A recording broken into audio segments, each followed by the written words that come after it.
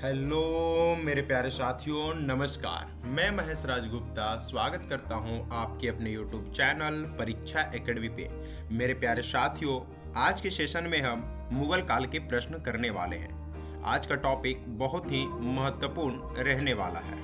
तो चलिए आज की क्लास को शुरू करते हैं। उससे पहले मेरे प्यारे साथियों, आप अगर इस YouTube चैनल पर नए हो तो सबसे पहले चैनल को सब्सक्राइब कर लें और बेल आइकन को ऑन कर लें, जिससे आपको हर एक क्लास का नोटिफिकेशन आप तक पहुंचता रहे। चलिए तो आज की क्लास को शुरू करते हैं। उससे पहले मेरे प्यारे साथियों, मैं आपको कुछ बता देना चाहता हूं। यह जो सेशन आपको प्रतिदिन कराया जाता है, यह NCERT और SCERT बेस्ड ही आपके सारे प्रश्न होते हैं। खास तौर पे बिहार शिक्षक भर्ती, UP TET, super TET, KVS, ठीक है, जितने भी टीचिंग एग्जाम होते हैं सारे के सारे आपके यहीं से कवर हो जाएंगे। क्योंकि यह जो सेशन होता है NCERT और SCERT बेस्ड ही आपको कराए जाते हैं। चलिए तो आज की क्लास को शुरू करते हैं। आज का सेशन का जो पहला प्रश्न है, पहला प्रश्न देखते हैं क्या है। चलिए प्रश्न को ढंग से पढ़ेंगे, उसके बाद सही आंसर करेंगे, है ना। चलिए तो अकबर के 9 रत्नों में से किसने आईने ए अकबरी और अकबरनामा लिखी थी। आपको बताना है कि अकबर के 9 रत्न में से कौन थे जिन्होंने आईने अकबरी, ठीक है, और अब अकबरनामा लिखी थी। चलिए आपको बताना इसके आंसर। क्या अबुल फजल होंगे, बिरबल होंगे, टोडरमल होंगे या फिर मानसिंह होंगे। ठीक, तो देखिए आईने अकबरी और अकबरनामा की बात किया जाए तो वो कौन लिखे थे? अबुल फजल। कौन थे? अबुल फजल इसका बिल्कुल सही आंसर होगा। अगला प्रश्न देखते हैं। अगला प्रश्न क्या है? प्रश्न नंबर 2 देखते हैं। औरंगजेब के खिलाफ शिवाजी ने किस वर्ष में सूरत पर पहला हमला किया था, है ना। पूछा जा रहा है प्रश्न में कि औरंगजेब के खिलाफ शिवाजी जो थे उन्होंने किस वर्ष में सूरत पर पहला हमला किया था, फर्स्ट वार कब किया था। ठीक है, क्या 1664 में, 1670 में, 1674 में या फिर 1657 में। तो देखिए औरंगजेब के खिलाफ जो शिवाजी ने प्रथम बार जो हमला किए थे सूरत पे, वो किए थे 1664 पे। कब किए थे? 1664 ईस्वी पे। अगला प्रश्न देखेंगे। अगला प्रश्न क्या है? पानीपत की तीसरी लड़ाई 1761 के समय मुगल सम्राट कौन था, है ना। इंपॉर्टेंट प्रश्न है कि पानीपत की तीसरी लड़ाई कब हुआ? 1761 में हुआ। उस समय पूछा जा रहा है कि मुगल सम्राट कौन थे। क्या शाह आलम द्वितीय थे, अहमद शाह थे, मोहम्मद शाह थे या फिर औरंगजेब थे। चलिए आप लोग इसका सही आंसर करेंगे। तो देखिए पानीपत की तीसरी लड़ाई पूछ रहा है कब हुआ? 1761 में। पहला प्रश्न यहाँ से बन गया। दूसरा प्रश्न कि उस समय मुगल सम्राट कौन था। चलिए कौन था उस समय, तो आपका सही आंसर होगा क्या हो जाएगा? अहमद शाह। कौन था? अहमद शाह। ठीक है, अहमद शाह बिल्कुल सही इसका आंसर हो जाएगा। अगला प्रश्न देखेंगे। अगला प्रश्न क्या है? प्रश्न नंबर 4 देखेंगे। किस मुगल सम्राट ने शाही, ठीक है, दरवेश की उपाधि धारण की थी, है ना, और अपने शासनकाल के अंत में, ठीक है, दार्शनिक जीवन अपनाया था। क्या होगा यहाँ पे? अंत हो जाएगा ना। अंत में क्या किया उन्होंने? दार्शनिक जीवन को अपना लिया था। चलिए बताएंगे। क्या वो शाहजहां थे, जहांगीर थे, बाबर थे, औरंगजेब थे। चलिए इसका आप लोग सही आंसर करेंगे। तो देखिए यह कौन था? ये आपके हो जाएंगे कौन? औरंगजेब। कौन हो जाएंगे? औरंगजेब बिल्कुल सही इसका आंसर हो जाएगा। अगला प्रश्न देखेंगे। अगला प्रश्न क्या है? चलिए अगला प्रश्न हम लोग देखेंगे। चलिए देखिए प्रश्न नंबर 5 की बात करेंगे। शाहजहां द्वारा, ठीक है, शाहजहां द्वारा बनाए गए ताजमहल की वास्तुकला में सबसे बड़ा जो योगदान था वो किस वास्तुकार का था, है ना। सबसे पहले ताजमहल किसने बनवाया? तो आप बताएंगे शाहजहां ने बनवाया। ठीक है, उसमें पूछता है कि जो वास्तुकला में सबसे बड़ा जो योगदान था किस वास्तुकार का था। वास्तुकार के बारे में पूछा जा रहा है। क्या उस्ताद अहमद लाहौरी थे, क्या मिर्जा घियास बेग थे, शेख सलीम चिश्ती थे या अब्दुल करीम खान थे। तो देखिए यह जो वस्तुकाल में जो योगदान सबसे ज़्यादा, वस्तुकार की बात करेंगे आप ताजमहल में, तो कौन हो जाएंगे? उस्ताद अहमद लाहौरी। कौन हो जाएंगे? उस्ताद अहमद लाहौरी जी का सबसे बड़ा योगदान रहा था ताजमहल बनाने में। ठीक है, तो ताजमहल किसके द्वारा बनाया गया था? शाहजहां द्वारा बनाया गया था। वास्तुकला की बात करेगा सबसे बड़ा वास्तुकार कौन था, तो आप क्या बताओगे? उस्ताद अहमद लाहौरी। ठीक है, अगला प्रश्न देखिए। अगला प्रश्न क्या है? दीन ए इलाही में शामिल होने वाला एकमात्र हिंदू दरबारी कौन था। चलिए आप लोग बताएंगे कि दीन ए इलाही में शामिल होने वाले एकमात्र हिंदू दरबारी पूछा जा रहा है। तो हिंदू दरबारी कौन थे? क्या वो बीरबल जी थे, क्या टोडरमल थे, मानसिंह थे, राजा भगवंत दास थे। तो देखिए एकमात्र हिंदू की बात किया जा रहा है ना, तो कौन थे? बीरबल थे। कौन थे? बीरबल। इसका सही आंसर क्या हो जाएगा? बीरबल इसका बिल्कुल सही आंसर हो जाएगा। अगला प्रश्न देखते हैं। अगला प्रश्न क्या है? प्रश्न नंबर 7।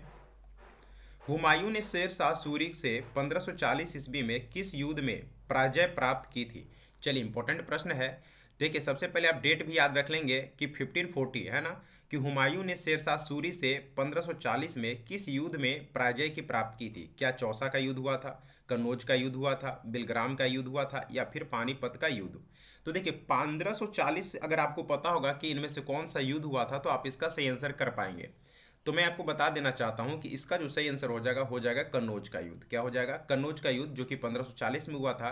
किसके किसके बीच में हुआ था? हुमायूं और शेरशाह सूरी के बीच में हुआ था। ठीक है, इस युद्ध में पराजय प्राप्त किया था, है ना। चलिए अगला प्रश्न देखेंगे। अगला प्रश्न क्या है? प्रश्न नंबर 8।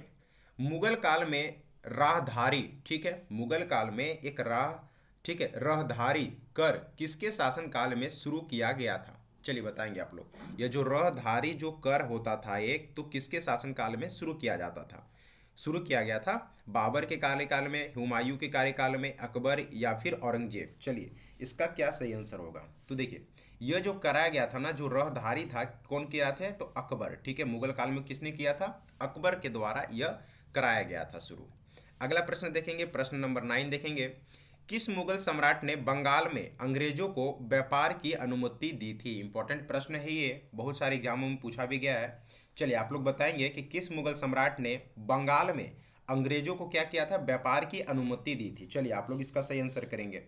तो देखिए क्या हुमायूं दिए थे, अकबर दिए थे, शाहजहां दिए थे, या फिर जहांगीर दिए थे? तो देखिए मेरे प्यारे साथियों, जो बंगाल में अंग्रेजों को जो व्यापार की अनुमति दी गई थी ना, वो जहांगीर जी के द्वारा दिया गया था। क्यों? क्योंकि उस समय बंगाल के सम्राट कौन हुआ करते थे?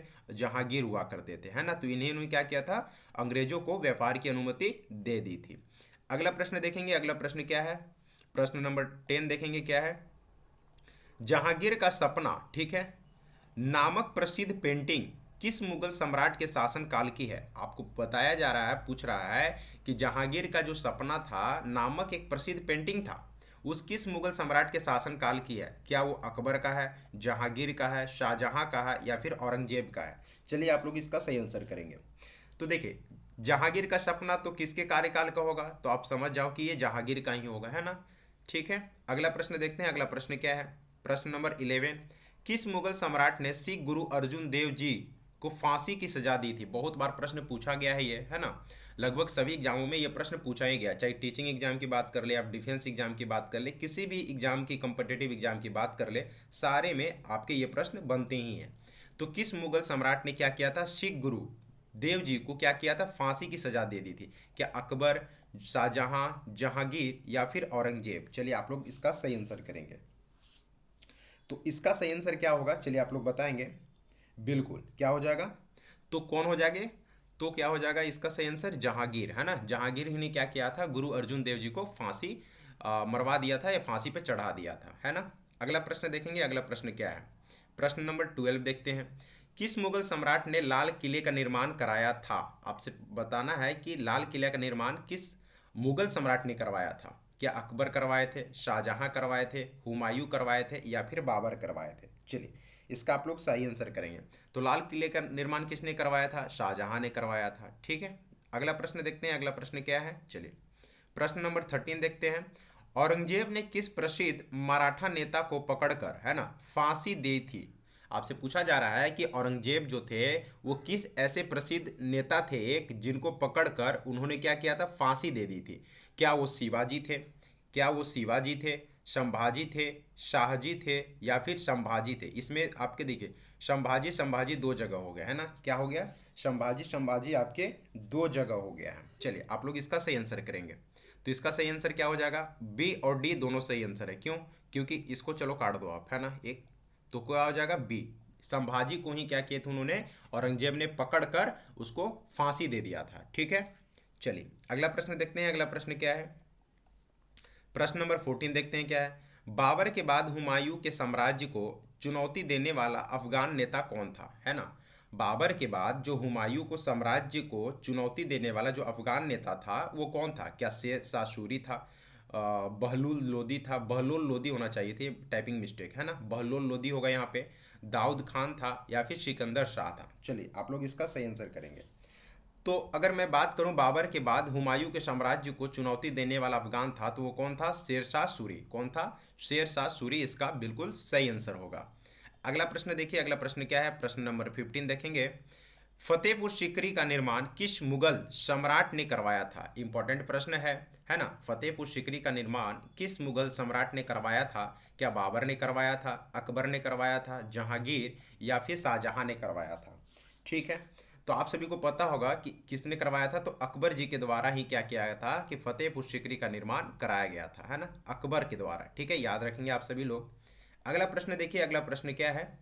प्रश्न नंबर 16 देखते हैं। औरंगजेब ने किस वर्ष में दक्षिण भारत में बीजापुर और गोलकुंड को अपने अधिकार कर लिया था? है ना, इंपॉर्टेंट प्रश्न है, टीआरई में पूछा भी गया है ना। तो औरंगजेब ने किस वर्ष में दक्षिण भारत में बीजापुर, है ना, और गोलकुंड को अपने अधीन कर लिया था? क्या 1686-87 में, 1657-58 में, 1707-9 में, या फिर 1699 और 1700 में? तो अगर औरंगजेब की बात किया बीजापुर और गोलकुंड का, तो इसका सही आंसर हो जाएगा 1686 से लेके 1687 तक, 1686 से लेके 1687 में बीजापुर और उसके साथ साथ में गोलकुंड ने औरंगजेब ने इसी वर्ष में 1686 और 1687 के बीच में ही बीजापुर और गोलकुंड को अपने अधीन कर लिया था। अगला प्रश्न देखिए, अगला प्रश्न क्या है? प्रश्न नंबर 17 की बात करेंगे। महरौली में स्थित कुतुब मीनार के पास मुगलों द्वारा किसका मकबरा बनाया गया था? इंपॉर्टेंट प्रश्न है, पूछा क्या जा रहा है कि जो महरौली में स्थित है एक कुतुब मीनार, ठीक है, कुतुब मीनार कहाँ है? महरौली में स्थित है। उसके पास मुगलों द्वारा किसका मकबरा बनाया गया था, है ना। देखिए, क्या हुमायूं का बनाया गया था, शाहजहां का बनाया गया था, शेरशाह सूरी का बनाया गया था, या फिर आदम खान का बनाया गया था? चलिए आप लोग इसका सही आंसर करेंगे। तो महरौली में स्थित जो कुतुब मीनार के पास जो मुगलों द्वारा एक मकबरा बनाया गया था, वो किसका था? आदम खान का। किसका था?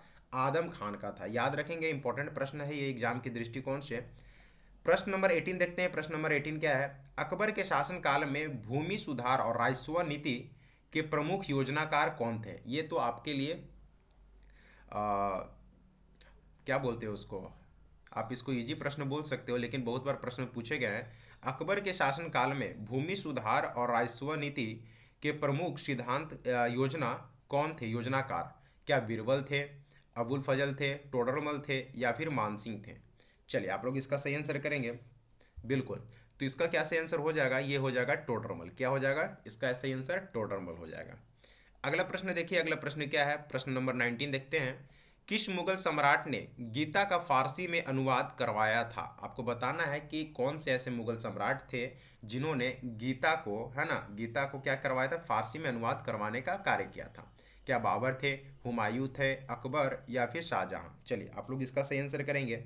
तो यह काम किसने किया था? तो अकबर जी के द्वारा कराया गया था। किसके द्वारा? तो अकबर जी के द्वारा ही, जो कि अकबर क्या थे? मुगल सम्राट थे। उन्होंने क्या किया? गीता जो है उसको फारसी में अनुवाद कराने का कार्य अकबर जी के द्वारा कराया गया था।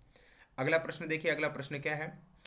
प्रश्न नंबर 20 देखते हैं क्या है? हुमायूं की जीवनी हुमायूं नामा किसने लिखी थी? चलिए, क्या हुमायूं खुद लिखा था, गुलबदम बेगम ने लिखा था, बाबर ने लिखा था, या फिर जहांगीर ने लिखा था?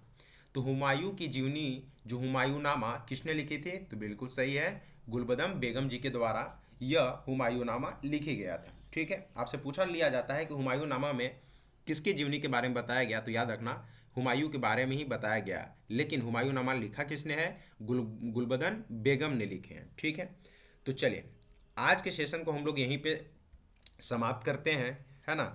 आज का सेशन कैसा लगा मेरे प्यारे साथियों, कमेंट करके ज़रूर आप लोग बताएंगे। और अगर ये वीडियो आपको अच्छा लगी होगी तो लाइक, शेयर और कमेंट आप करेंगे, है ना।